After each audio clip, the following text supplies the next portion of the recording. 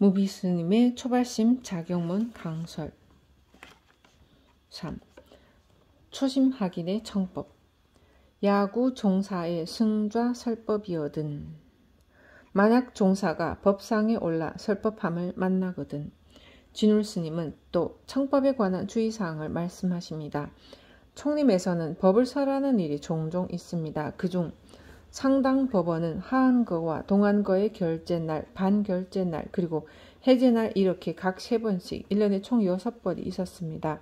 이 자리는 교학이나 교훈적인 말씀을 하는 자리가 아닙니다. 그야말로 알아듣든지 말든지 법거량하는 자리입니다. 당신이 깨달으신 법을 그대로 적나라하게 노출시켜 대중에게 화두 던지듯 법어를 내리는 것이 상당법어예요. 또 승방에서는 방장스님, 조실스님의 소참법문이 있습니다. 소참법문이란 불교 역사, 부처님의 생애, 경전의 개요 등을 대중에게 소상히 가르치는 것입니다. 옛날 중국의 총림에서도 경전과 어록을 해박하게 아는 교수사라는 소임자가 대중을 향해 경전과 어록을 강의했습니다. 성철스님도 방장을 맡으셨을 때 100일 법문을 하신 적이 있습니다. 결제 후 100일 동안 일종의 소참법문을 하신 거죠. 성철스님은 100일 법문 이외에도 매철 소참법문을 하셨습니다. 제가 승방에 있을 때만 해도 성철스님이 증도가, 신신명, 육조단경 등에 대해 한철 강의를 하셨습니다. 인천 용화사에 오랫동안 계셨던 전강스님도 새벽 예불이 끝나면 수자들에게 화두참선법에 대해 일러주는 법문을 하셨습니다. 새벽에 일어나 예불을 마치고 선지시기로부터 간절한 법문을 듣는 것은 매우 값지고 소중한 일입니다. 진울스님께서도 송광사에서 결사를 할 때 초심납자가 알아야 할 총림에서의 수행규칙을 말씀하시면서 법을 듣는 일이 꼭 필요하다고 강조하셨습니다. 명한 종사가 방장과 조실을 맡았다면 반드시 소참법문을 통해서 대중을 가르쳐야 합니다. 불교에는 경전이나 어록이 많기 때문에 무엇을 어떻게 공부해야 할지 잘 모르는 경우가 많습니다. 그렇기 때문에 눈 밝은 종사가 대중을 위해 헌신적으로 가르쳐야 합니다. 사람은 교육을 통해서 달라집니다. 특히 초심하기는 교육 효과가 매우 크기 때문에 많이 달라질 수 있습니다. 스스로 발심해서 출가한 사람이기 때문에 조실스님이나 방장스님의 가르침을 받아들일 준비가 잘 되어 있어요. 그런데 최근 들어 선원에서 소참법문을 접하기 어렵게 된 점은 정말 아쉽습니다. 요즘은 결제 후 한철 동안 아무런 지도나 가르침 없이 좌선만으로 시간을 보냅니다. 물론 화두 일념으로 정진이 잘 된다면 더할 나위 없이 좋습니다만 꼭 그렇게만 되는 게 아니거든요. 화두를 드나 경전을 읽으나 기도 연부를 하나 정진하는 동안 잡념 없이 일념이 지속되는 것은 거의 불가능합니다.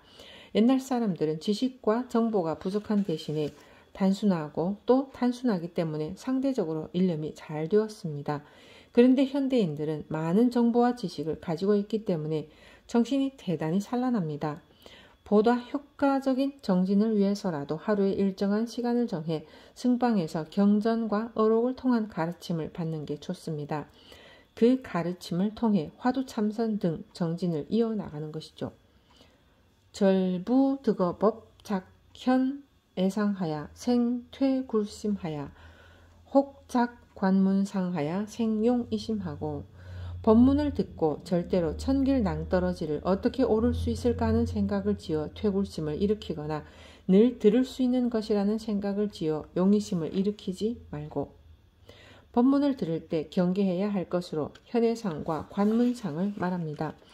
현해상은 들어도 모를 것이라고 지레짐작하는 것이고 관문상은 늘 듣던 이야기려니 하고 소홀히 하는 것을 말합니다. 바로 퇴굴심과 용의심입니다. 먼저 현해상으로 인한 퇴굴심을 일으키지 말라고 합니다. 높은 산이나 험하고 가파른 언덕을 넘어가야 할 때 오르려는 시도나 노력도 없이 지레 겁을 먹고 물러나 버리는 마음 상태를 경계하는 것이죠. 제가 대승찬이라든지 신신명, 증도가 등을 강의할 때 듣는 분들이 어려워하는 경우가 있습니다. 불교 교리와는 수준이 다르고 다른 선어록과 비교해도 차원이 다르기 때문입니다.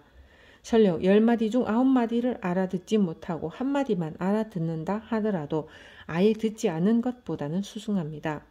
퇴굴심만 없다면 알아듣지 못하는 부분이 차츰차츰 줄어 온전히 자기 살림이 될 날이 올 것입니다. 또 관문상을 쥐어서 용의심을 내지 말라고 합니다.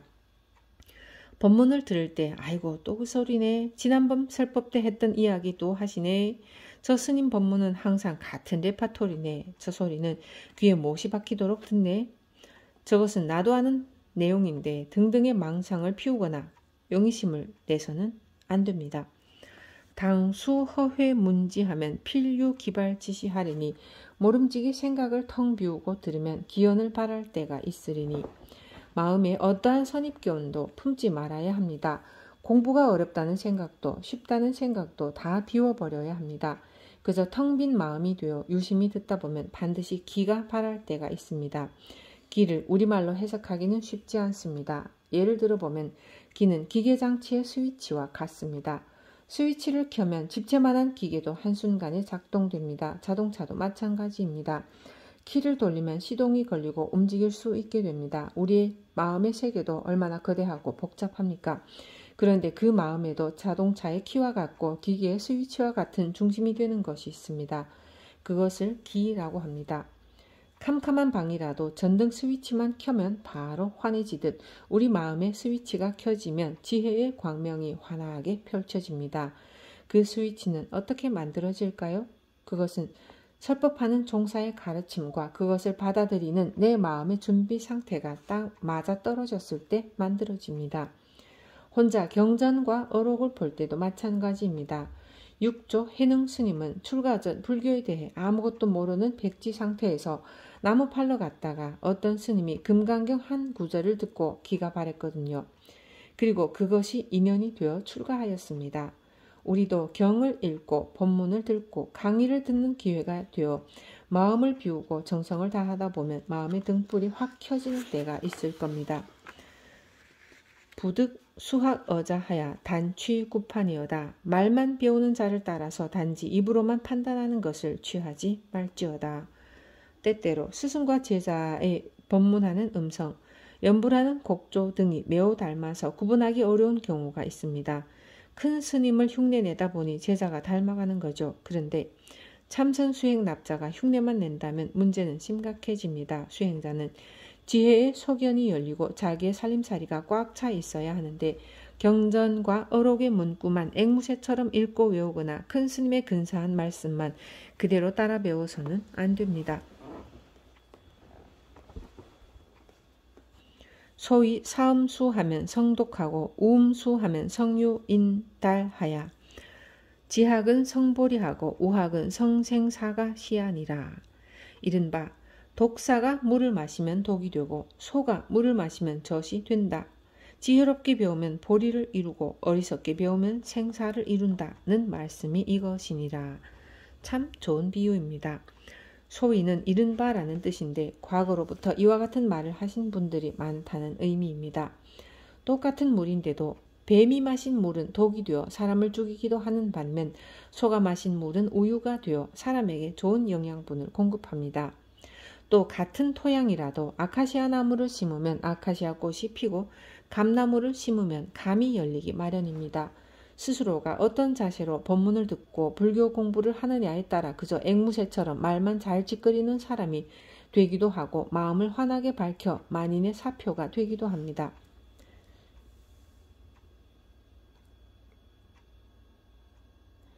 우부 득어 주법인의 생경박상이니 인지어도에 유장하여 불능진수하리니 절수신지어다. 또 법을 주관하는 스님에 대하여 업신여기는 생각을 내지 말지니 그로 말미암아 도의 장애가 되고 수행에 진전이 없으리니 모름지기 간절히 삼갈지어다. 법문하는 사람을 법주 또는 법사라고 합니다. 그런데 법문을 주관하는 스님의 겉모습을 보고 업신여기는 마음이 생기면 법문의 내용까지 형편없을 거라는 생각을 일으키게 됩니다. 하지만 법문을 들을 때는 법에 의지하되 사람을 의지해서는 안 됩니다. 지혜를 의지하되 분별의식을 의지해서도 안 됩니다. 또 뜻을 의지하되 말을 의지해서도 안 됩니다. 법문하는 사람이 인생을 어떻게 살아가든 그건 그 사람 몫입니다. 그것을 어떻게 받아들이느냐는 듣는 사람 몫이죠. 저도 마찬가지입니다. 수많은 세월 동안 걸망을 메고 선지식을 찾아 여기저기 헤맸습니다. 그러다 보면 법문을 설하고 강의를 하신 분의 인간적인 면을 모를 리가 없죠. 들어서 알고, 보아서 알고, 느껴서 알게 됩니다. 그렇지만 법문은 또 다른 문제입니다. 법문하는 사람을 생각해서 그 법문을 들으려 하지 않는다면 큰 잘못이죠. 법문하는 사람의 겉모습이 좋지 못하더라도 법문의 내용 역시 그럴 것이라고 단정 지을 수는 없습니다. 법문의 내용과 무관하게 법을 주관하는 사람에 대해서 가벼운 생각을 낸다면 그 자리에 가서는 안 되죠. 법문하는 사람을 무시하는 사람은 대체로 교만심이 높아서 그렇습니다. 노내 운여이니 야행의 죄인이 집거당로오든 약이인 악고로 불수광명하면 타객락 참거의라 하시니 논에 이르기를 어떤 사람이 길을 가다가 횃불을 들고 가는 죄인을 만났는데 그 사람이 밉다고 불빛까지 받아들이지 않는다면 구렁텅이에 빠지고 말리라 하시니 그렇습니다. 우리가 취할 것은 빛이지 그 사람이 아님을 알아야 합니다. 우리가 취할 것은 법을 설하는 사람이 아니라 그 사람의 입을 통해 나오는 법문입니다. 사람에게 문제가 있는 것이지 빛이나 법문에 무슨 문제가 있습니까? 이런 이야기를 해도 사람이 괜찮아야 법문 들을 마음이 나지 그렇지 않는데 무슨 법문 들을 마음이 나겠냐고 생각할지도 모르지만 어린아이에게도 배울 것이 있고 시장의 온갖 잡다한 소리 속에서도 배울 것이 있습니다. 하물며 법문 듣는 일은 말해 무엇하겠습니까? 그 생각을 반드시 지워야 합니다. 문법지차에 열이박빙하여 필수 측 이목 이청현음하며 숙정진 이상유치라가 법문을 들을 때는 마치 얇은 얼음을 밟는 것과 같이 조심하여 모름지기 귀와 눈을 기울여 깊은 말씀을 들을 것이며 마음에 일어난 티끌을 가다듬어 그 깊은 뜻을 음미하다가 법문을 들을 때의 자세입니다. 법문을 들을 때는 얇은 얼음을 밟는 것과 같이 조심하라고 했습니다. 강을 건너야 하는데 얼음이 얇으면 어떻겠습니까? 온 마디마디 신경이 곤두서겠죠. 잘못하면 얼음이 깨져 차가운 강물에 빠질 테니 모든 감각을 모아 조심스럽게 행동할 것입니다. 법문을 들을 때도 이와 같이 하라는 말입니다. 또 정진을 엄숙히 하라고 했습니다. 정진이란 마음에 일어난 먼지와도 같습니다. 먼지가 일었다가도 잠시 가만히 두면 가라앉듯 산란해진 감각기관을 하나로 모으고 들떠있는 마음을 가라앉혀야 합니다. 이를 입정이라 합니다. 그리고 법문의 깊은 뜻, 해탈 법문의 내용을 새겨서 깊이 생각해야 합니다.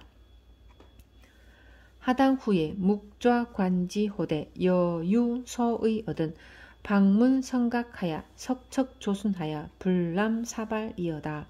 법문이 끝나면 묵묵히 앉아 관에 보다가 의심이 생기거든 널리 아는 이에게 물어야 하며 아침 저녁으로 생각하고 물어서 신란만큼이라도 흘려버리지 말지어다. 보통 강의나 법문을 시작할 때 잠깐 입정에 드는데 사실은 법문을 마치고 나서도 잠깐 입정할 필요가 있습니다. 법문을 하기 전에는 입정을 해서 마음을 가라앉히는 게 필요하고 법문을 듣고 나서는 그날 들은 법문을 마음속으로 가만히 정리해보며 되새겨 곱씹어보고 취할 것은 취하고 메모할 것은 메모하는 시간이 꼭 필요하지 않을까 합니다. 법문이 끝나자마자 후다닥 일어나기 바쁘고 사람들과 이야기하기 바쁘고 신발 찾는다고 정신없고 집에 빨리 가려고 정신없는데 뭐가 남겠습니까? 그나마 조금 들어놓은 법문조차 일어나면서 다 흘려버리는 상황이 됩니다. 그래서 법문 듣고 난 후 입정이 더 필요합니다. 법화경에 보면 부처님께서 처음에 무량의경을 설하시고 선정이 들었다가 깨어나신 후 법화경을 설하십니다. 또한 법문을 듣고 생각을 정리하다 혹 의심나는 부분이 있으면 반드시 선지식에게 물으라 했습니다. 그렇게 생각하고 의심나는 부분은 물어서 큰 스님으로부터 배운 것을 털끝만큼도 흘려버리지 않도록 해야 합니다. 여시라야 내가 능생정신하야 이도위회자여 인저 이렇게 하여야 비로소 올바른 신심을 내어 도로서 자기 일을 삼는 자라고 할 것이니라. 부처님의 가르침을 들었다면 인생의 바른 길을 갈 수 있는 지혜의 가르침으로 삼아야 우리 불교에 귀하여 믿는 보람이 있고 이익이 있는 것이 아니겠습니까? 이는 출가 수행자에게만 해당되는 일이 아닙니다. 출제가를 막론하고 바른 믿음을 내어 경전을 읽고 강의를 듣고 수행을 하는 까닭은 부처님의 진실한 뜻을 이해하여 보람있고 가치 있는 삶을 살기 위해서입니다.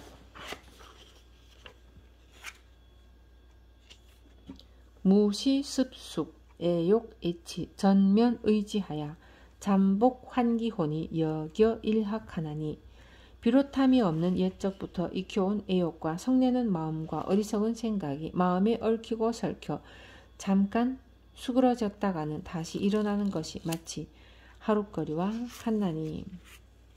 출가 수행을 결심한 사람에게는 출가한 그 순간부터 죽는 순간까지 오직 정진만 있을 뿐입니다. 이렇게 자기 공부에 진력해야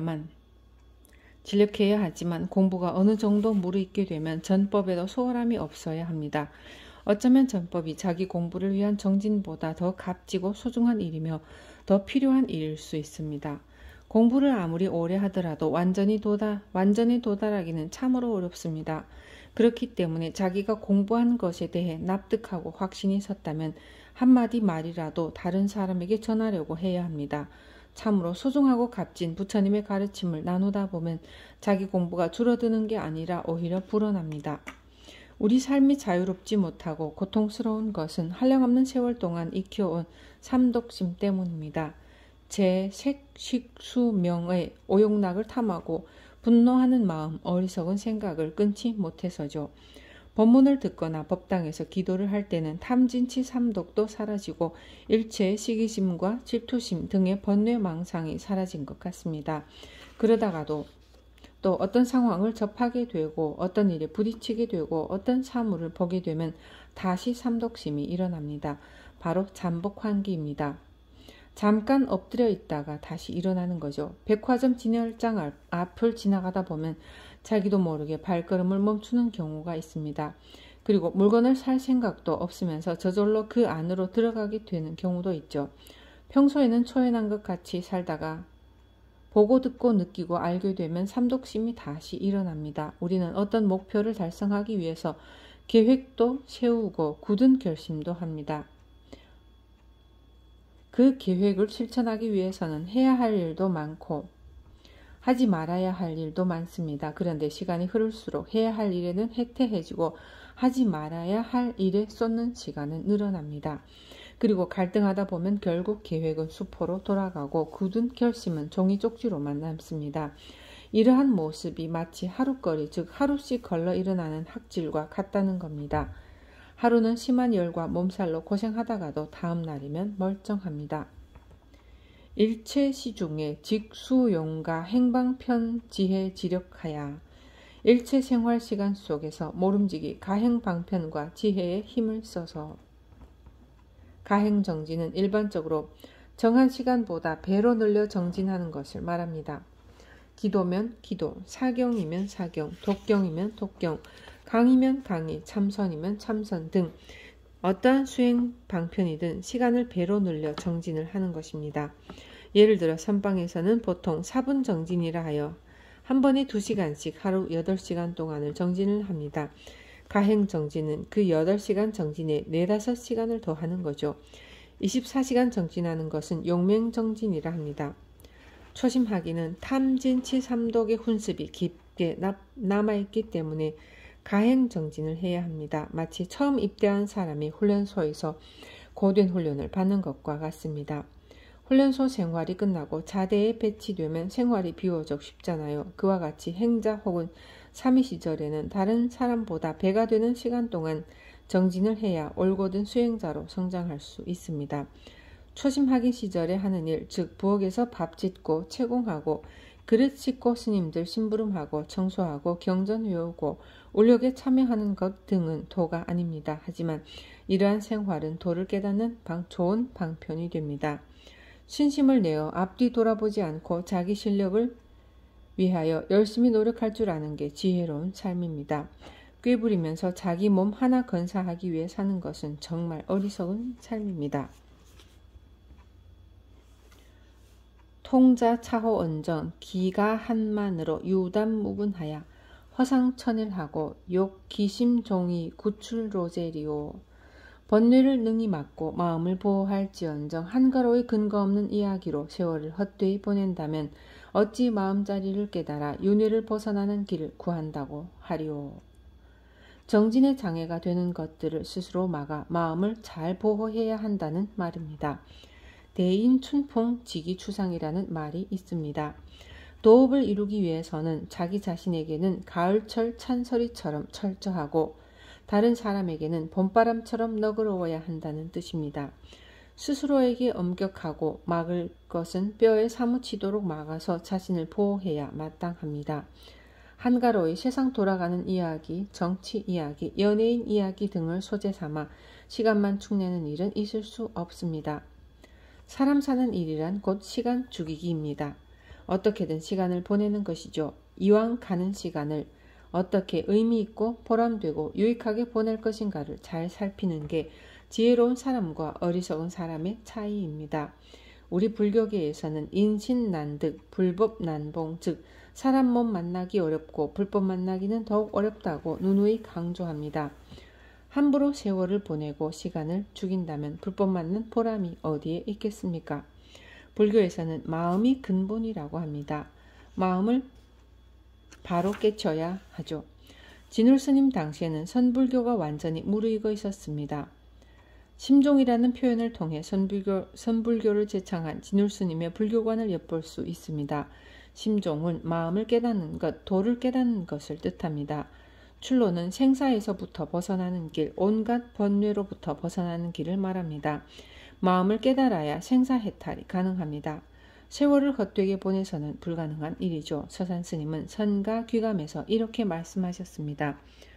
출가하여 중이 되는 것이 어찌 작은 일이랴. 몸의 안위를 구하는 일도 아니고 따뜻이 입고 배불리 먹으려는 것도 아니며 명예와 재물을 구하는 것도 아니다. 나고 죽음을 면하고 번뇌를 끊으려는 것이며 부처님의 지혜를 이루려는 것이며 삼계에 뛰어나서 중생을 건지려는 것이다. 단견지절하여 책궁비해하며 지비천선하여 계회조유이다. 근수이관역기 전심하고 연마이행문이 익정하리라. 다만 뜻과 절개를 굳건히 하여 자기의 몸을 꾸짖어 게을리하지 말며 그릇됨을 알았거든 선한 대로 옮겨 고치고 뉘우치고 부드럽게 만들지어다. 이렇게 부지런히 닦다 보면 관하는 힘이 더욱 깊어지고 갈고 닦을수록 수행의 문이 점점 맑아지느니라. 불문에 들어가서 부처님 가르침대로 수행하고 살겠다고 마음을 먹으면 날이 갈수록 그 뜻을 굳게 다짐해야 합니다. 그러다 게을러지면 자기를 꾸짖어 다짐하고 또 다짐해야 하죠. 사람은 활줄처럼 언제나 팽팽하게 날이 서 있는 게 아닙니다. 게을러지죠. 게을러지면 일으켜 세워 다짐하고 또 다짐하면서 살아야 합니다. 잘못된 걸 알고도 잘못하는 사람은 드뭅니다. 정말 몰라서 잘못하는 일은 대부분 소소한 것입니다. 그렇기 때문에 그런 줄을 알았다면 얼른 마음을 바꿔 뉘우치고 고쳐 조화롭고 유연하게 만들어야 합니다. 이렇게 부지런히 닦다 보면 관력이 점점 깊어진다고 했습니다. 수선사에서의 가르침이니 참선 수행자의 의단 동로가 더욱 깊어짐을 말합니다. 화두의 힘이 깊어지는 것만을 말하는 것은 아닙니다. 경전을 공부하는 사람은 경전에 대한 지혜의 눈이 밝아지는 것이 관력이고 연부를 정진하는 사람은 삼매의 힘이 커지는 것이 관력입니다.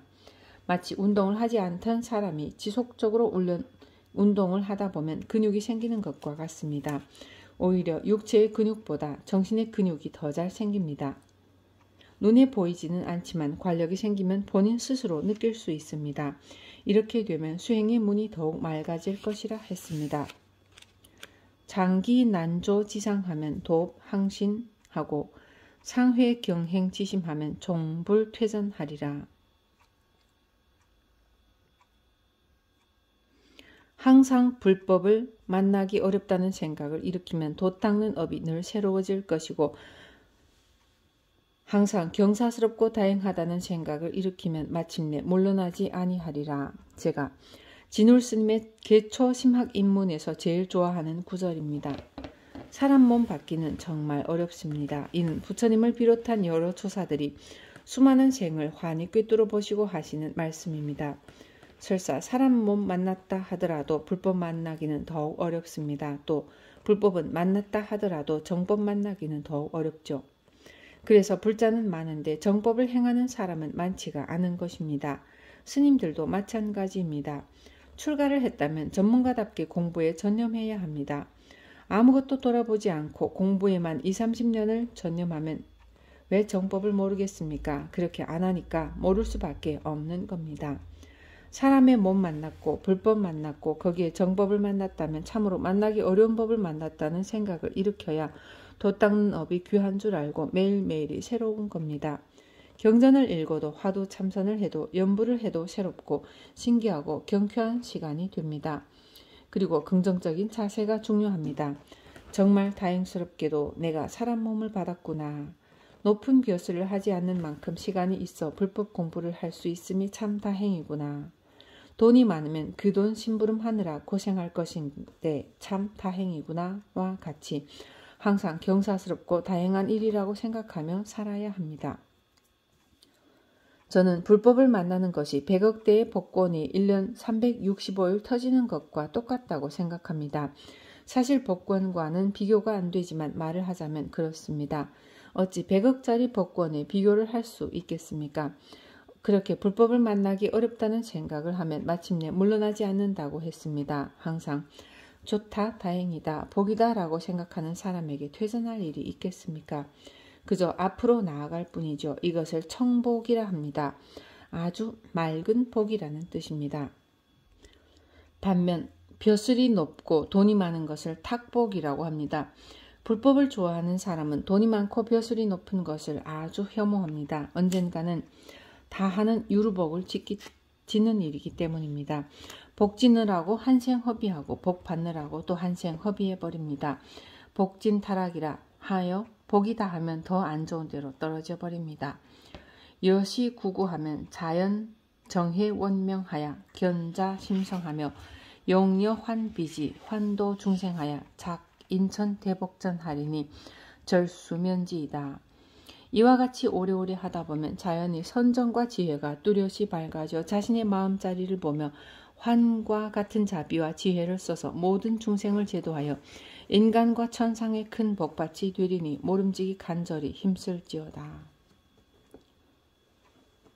진울 스님은 지금까지의 가르침대로 수행자가 살다 보면 자기의 마음자리를 보고 자기 마음을 깨닫는 때가 온다고 했습니다. 그리고 그때가 되면 환과 같은 자비를 베풀고 지혜를 써서 중생을 제도하라고 합니다. 여기서 자비와 지혜를 환과 같다고 했습니다. 자비와 지혜는 물건처럼 있는 게 아니죠. 우리가 마음 내서 쓰면 있는 것이고 가만히 있으면 나타나지 않습니다. 내가 쓸 때만 있는 것입니다. 우리의 마음속에 자비와 지혜가 가득 차 있다 하더라도 그것을 활용할 때만 작용이 나타납니다. 부처님의 가르침을 공부하여 지혜와 자비가 충만해지고 인연 닿는 대로 어리석은 사람에게 부처님의 지혜를 전한다면 큰 복이 됩니다. 예를 들어 필요로 하는 곳에 재물을 희사하는 것도 복이 될 수 있습니다. 또 급식에 참여하는 봉사활동도 좋은 일입니다. 그렇지만 부처님 법을 널리 펴서 중생을 제도하고 법공양 올리는 일과는 비교가 되지 않습니다.